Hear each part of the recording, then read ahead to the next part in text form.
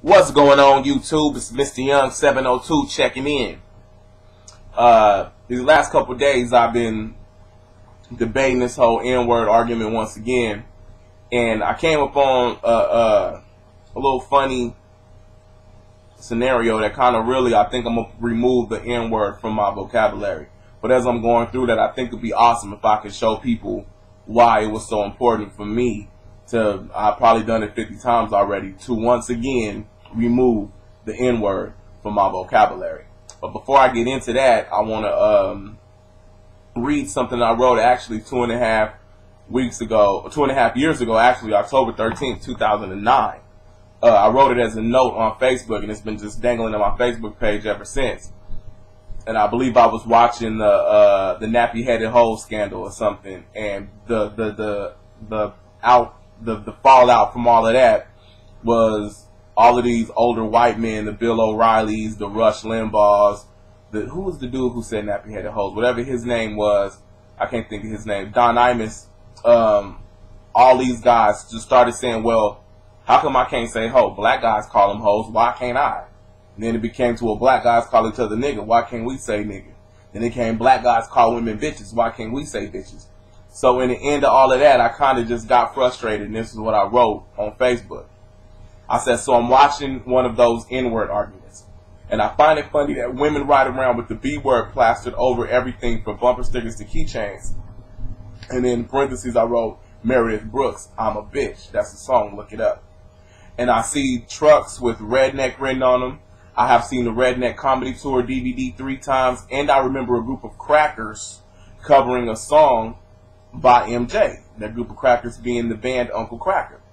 Why is it that one of these, when one of these bigots make a slip of the tongue, they blame hip-hop? They say things like, oh, you black guys make songs with the N-word in them, so I'm not racist. That's funny because Meredith Brooks sang a song about being a B-word, but you call me misogynist if I call a woman the B-word. At least that's what Rush Limbaugh says. And they say black people say it to each other, and they say it as a term of endearment. That's funny because I saw a 16-year-old girl wearing a keychain that said B-I-T-C-H, beauty and intellect through character and honor.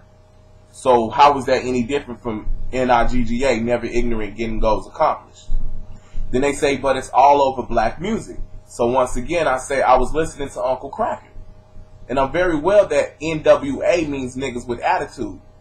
So what's the difference between their C-word and my N-word? And I'm pretty sure that if I just call a white dude the C-word, Bill O'Reilly would call me reverse racist.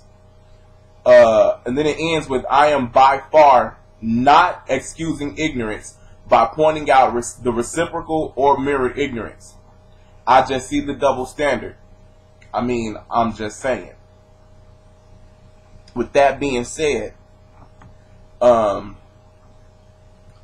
I don't believe it's an excuse anymore that just because they do it, we do it too. You know what I'm saying?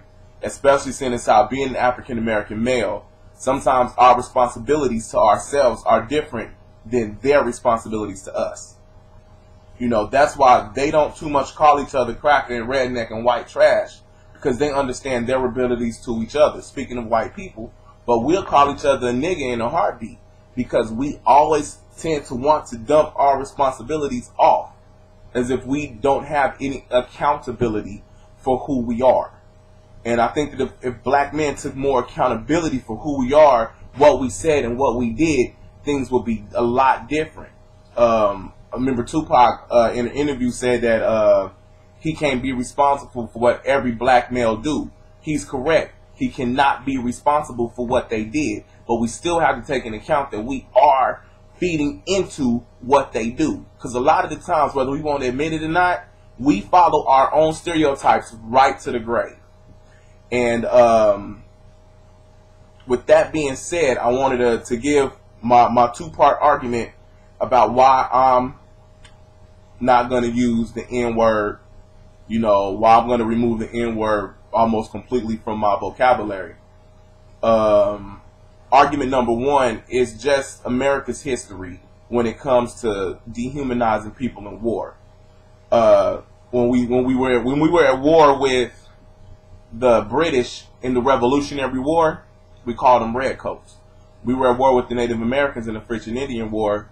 The Indians became, or the Native Americans became, redskins. When we were at war with the Japanese, they became gooks. When we were at war with the Germans, they became Jerrys. We were at war with the Middle Easterners, they started calling them towel heads, hajis, and sand niggas of all things. And even the North and the South, I can't think of the words right now, had nicknames for each other in the war. And what I realized those things did was they actually removed the humanity from a human. If I don't say that's a man from Germany, or if that's a German and he's just a Jerry to me, I can kill him. If I say, oh, that's just a towel head, it's nothing for a soldier to kill him, because it's a towel head. We don't look at him as another human. We look at him as this entity, or this less than human, this subhuman. And that's exactly what the N-word did historically to black men. It was simply just, we call them niggas. They're not men. They're just niggers, or nigga, however you want to say it. I don't care phonetically, N-I-G-G-E-R, N-I-G-G-A. It only became N-I-G-G-A. It didn't become N-I-G-G-A because we changed the word to make it a term of endearment. It became N-I-G-G-A because of Ebonics and the vernacular that African Americans use. It never, ever really truly was N-I-G-G-A as a word. From day one, you've been calling yourself nigger. Just like if I tell you, if I go and my homeboy's like, yeah, I'm a boxer. That sounds like I said B-O-X-A. But in reality, I said B-O-X-E-R. I just don't pronounce my E's and my R's correctly because that's not how I use my language phonetically. So with that being said, when I say nigga, I'm not saying N-I-G-G-A. I'm saying N-I-G-G-R. N-I-G-G-E-R. And we have to get off of that N-I-G-G-A is different than N-I-G-G-E-R. It's not. It's the same word. In part two, actually, put it on Facebook too, is a little bit different, but I really wanted to make it obvious. Like, I think a lot of times we as black men, once again, say things like the white man holding us down. When we talk about white dudes, we call them white boys. Only in the South do you ever hear them call them crackers or hoogies, give them a little funny name for them. Usually when we speak of Caucasian people and this man that's oppressing us, the man, we always refer to them as a man, right? The man, white man. At the least we call them white boys. But it's funny how this man is oppressing you, but the dude next to you is nothing but a nigga, according to how I just, explained nigga. So whether he's a nigga, or a real nigga, or a fake nigga, a good nigga, a sorry nigga, a punk nigga, fag nigga, bitch ass nigga, if you gang banging, blood nigga, crip nigga, slob nigga, crab nigga, how the hell you say it, you still never called him a man. So through everything you just said, you still basically just in the end said nigga, which goes back down to the same dehumanizing trait that we tend to, as a people, destroy ourselves any way possible and still find a way to uplift the people who we believe are, or who we say are holding us down. So I believe that the Bible says, Proverbs 18:21 says that life and death are in the power of the tongue. So in order for me to start speaking life into my black men, in order for me to start raising up young black men the way they're supposed to be, because it's a community thing. It's not just my son who has to be a man. Because if my son is the only man in the neighborhood and everybody else in the neighborhood is niggas, they robbing my son. So in order for me to truly raise my son, or even worse, if I'm the only influence of a man in my neighborhood and all the other kids are growing up to be niggas and I say I don't care about them, I'm going to be consistently at war with my son's friends. So as I continue to raise up my son, it's a responsibility for me to look and say, you know what? As I raise, and I don't have kids right now, this is really futuristically speaking, But if I'm going to raise my son as a man, I need to raise his friends as men too.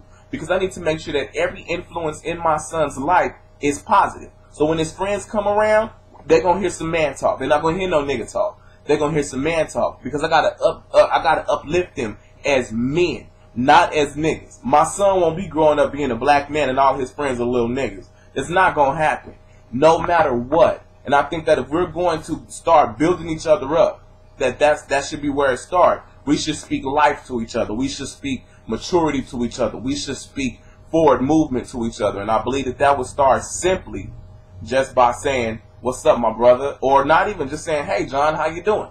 Instead of saying, what up, nigga? All the time. Like I said, Mr. Young 702, reaching up on 11 minutes. Like, if you feel some kind of way about this, say something about it. Write, subscribe, email, inbox me, or whatever. Mr. Young 702, peace.